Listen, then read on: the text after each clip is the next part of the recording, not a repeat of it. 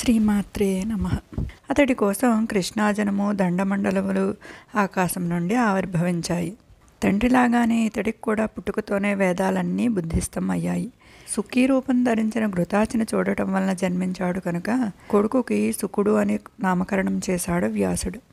బృహస్పతిని గురువుగా వరించి బ్రహ్మచర్య దీక్ష ఇప్పించాడు. సకల వేదాంగాలను ధర్మశాస్త్రాలను సమగ్రంగా బృహస్పతి ఆశ్రమంలో గురుకుల పద్ధతిలో అభ్యసించాడు సుకుడు. చదువు పూర్తి అయింది. గురుదక్షిణ చెల్లించి తిరిగి వ్యాసాశ్రమానికి వచ్చాడు.